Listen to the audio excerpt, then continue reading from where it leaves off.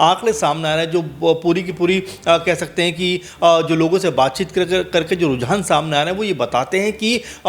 इन 9 सीटों के ऊपर बीजेपी की जो स्थिति है बहुत ताकतवर नज़र नहीं आ रही है। इसी तर्ज पे आप देखिए कि जो करहल की सीट है वहाँ पर बीजेपी ने बड़ी उत्साह के साथ में अनुजेश को उतारा कि भाई चलिए ये यादव परिवार में कहीं ना कहीं आपस में कह सकते हैं पारिवारिक।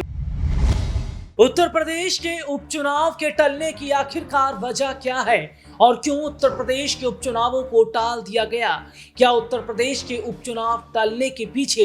एक बहुत बड़ी साजिश है? क्या उत्तर प्रदेश के उपचुनावों को अगर टाला गया तो इसमें बहुत बड़ा, अगर मैं कहूं तो खेल किया गया है, क्योंकि बहुत पहले से सब कुछ तय हो गया था। सवाल यही खड़ा हो रहा है कि आखिरकार क्यों उपचुनाव को टाले गए। हालांकि ये कहा जा रहा है कि 13 तारीख को गंगा दशहरा कोई कार्यक्रम है जिसमें बड़ी संख्या में श्रद्धालु होंगे, लेकिन जब उपचुनाव की तारीखें तय की जा रही थी तब ये ध्यान नहीं आया। और ये तब क्यों हुआ जब उत्तर प्रदेश के मुख्यमंत्री योगी आदित्यनाथ भागे भागे दिल्ली आए हैं, प्रधानमंत्री नरेंद्र मोदी से उन्होंने 1.25 घंटा कुछ इस तरीके की मुलाकात की। उसके बाद हम देखते हैं कि चुनाव आयोग का फैसला आ जाता है कि 13 नवंबर नहीं साहब, अब 20 नवंबर को चुनाव होगा। इस पर तमाम तरीके की राजनीति हो रही है, समाजवादी पार्टी की तरफ से बयान दिए जा रहे हैं, लेकिन क्या वाकई इसमें साजिश हुई है और क्या उत्तर प्रदेश का उपचुनाव बीजेपी के हाथ से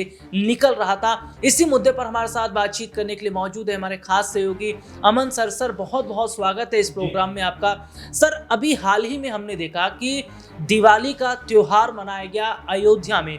बहुत बड़ी संख्या में हम देखते हैं दीपोत्सव मनाया गया, लाखों की संख्या में दिए जलाए गए, हजारों की संख्या में जो साधु संत थे उन्होंने पूजा पाठ किया। और उत्तर प्रदेश के उपचुनाव से पहले जो माहौल दिखाया जा रहा है वो ये है कि भारतीय जनता पार्टी उपचुनाव जीत रही है। लेकिन जिस तरीके से हम ये देख रहे हैं कि उपचुनाव की तारीखों को आखिरकार अचानक से बदल दिया गया, उसके बाद ये कहा जा रहा है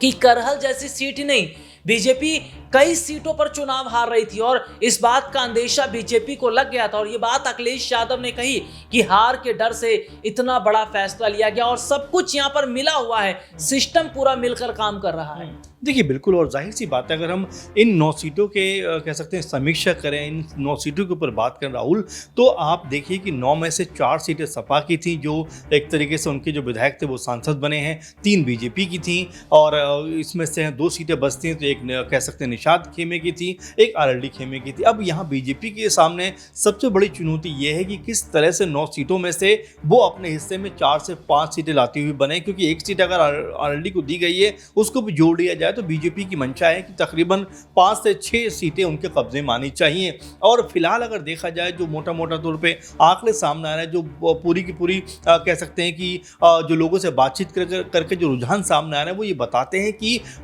इन 9 सीटों के ऊपर बीजेपी की जो स्थिति है बहुत ताकतवर नज़र नहीं आ रही है। इसी तर्ज पे आप देखिए कि जो करहल की सीट है वहाँ पर बीजेपी ने बड़ी उत्साह के साथ में अनुजेश को उतारा कि भाई चलिए ये यादव परिवार में कहीं ना कहीं आपस में कह सकते हैं पारिवारिक लड़ाई होती हुई नजर आएगी तो इसमें उनको कहीं ना कहीं लाभ मिलेगा। लेकिन आपने देखा कि कल जिस तरह से उनकी मां ने और तमाम लोगों ने जिस तरह से कह सकते हैं तेज प्रताप यादव के पक्ष में कह सकते हैं अपनी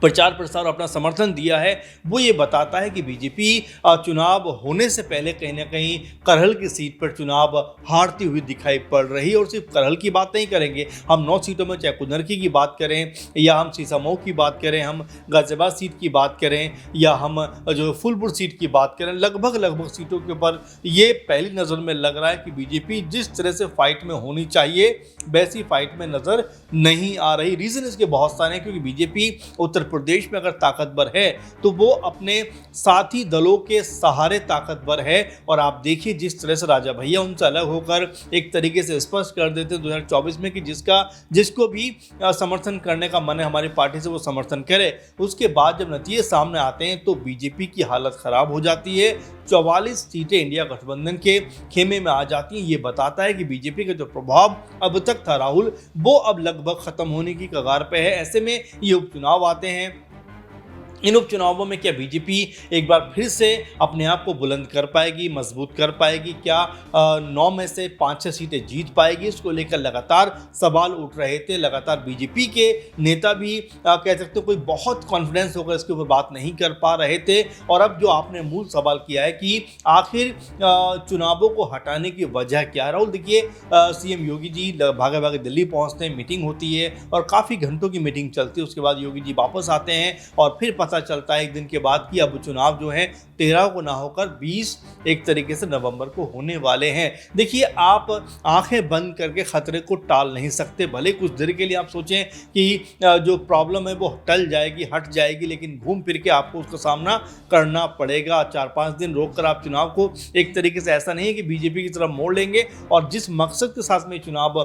जो है आगे बढ़ाया गया उसकी आलोचना हर कोई करता हुआ नजर आ रहा है। और सर, मेरा एक सवाल यहाँ पर ये भी आ रहा है कि पहले भी चुनाव आयोग पर सवाल खड़े होते रहे। जैसे हरियाणा का जो अभी हाल ही में विधानसभा चुनाव हुआ, उस चुनाव में हमने देखा कि कांग्रेस ने कई सबूत दिखाए ईवीएम में खराबी को लेकर, बैटरी में दिक्कत को लेकर, और उन्होंने ये कहा कि चुनाव कई जगहों पर हम जब काउंटिंग हो रही थी तो हम देख रहे थे कि बहुत लेट से नतीजे चुनाव आयोग की वेबसाइट पर आ रहे थे, बहुत लेट से जानकारी दी जा रही थी, जो वो कहा जाता ये सब एक फिक्सिंग की तरह है। और ये जिस तरीके से उत्तर प्रदेश के उपचुनाव की तारीखों को टाला गया, इस पर एक बार फिर सर चुनाव आयोग घिर गया है। ये कहा जा रहा है कि 13 तारीख को इतना बड़ा त्यौहार है, उस समय क्यों नहीं जो है जब तारीखें लिखी जा रही थी या तय किया जा रहा था तब ध्यान नहीं आया कि त्योहार है या वो है, और अब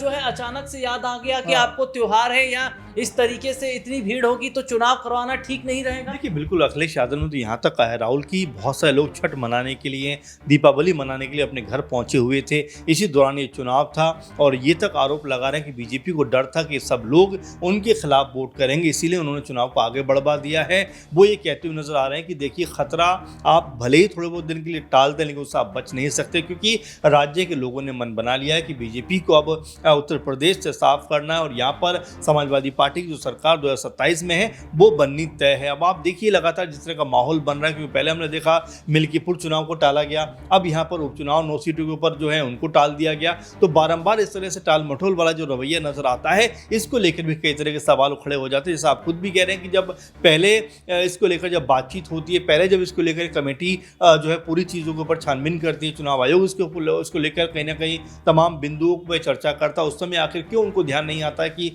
ये त्यौहार है, ये तमाम चीज़ें वहाँ पर होने वाली हैं, और तब क्यों कोई बात सामने नहीं रखी जाती। अब जबकि चुनाव बिल्कुल अंतिम स्टेज में आ गया, क्योंकि हम 4-5 तारीख की बात कर रहे हैं, 6-7 दिन के बाद चुनाव होना है, तो ऐसे में उससे ठीक 5 दिन पहले, 6 दिन पहले इस तरह का फैसला कर कहीं ना कहीं एक मॉरल डाउन करने का प्रयास किया जाता है। इसीलिए चुनाव आयोग को चाहिए कि बेहतर रणनीति बनाए ताकि इस तरह की चीज़ों को ऐन वक्त पे कैंसिल या एक तरीके से आगे ना बढ़ाया जाए। और बहुत बहुत शुक्रिया सर आपका, क्योंकि जिस तरीके से सर ने भी बारीकी से बताया कि पहले भी चुनाव आयोग घिरता रहा है, सवालों के घेरे में रहा है, और विपक्षी पार्टियों की तरफ से देखिए समाजवादी पार्टी प्रमुख अखिलेश यादव ने कहा कि भले ही आप तारीख को आगे बढ़ा दीजिए लेकिन आप समाजवादी पार्टी को जीतने से नहीं रोक सकते। और वाकई अब देखना होगा कि क्या 20 तारीख फिक्स है या फिर आने वाले वक्त में तारीख और बढ़ा दी जाएगी, क्योंकि वो बात मुझे अभी याद आ रही है, क्योंकि जब एक फिल्म में जब सनी देओल का ये डायलॉग था कोर्ट में, जब वो कह रहे थे कि तारीख पर तारीख, आखिरकार ये तारीख खत्म क्यों नहीं हो रही, और यही तारीख का सवाल अखिलेश भी कर रहे हैं। इस मुद्दे पर आपकी क्या राय है कमेंट करके जरूर बताइएगा। फिलहाल आज के लिए इतना ही, आपसे फिर दोबारा मुलाकात होगी, तब तक के लिए इजाजत दीजिए, नमस्कार।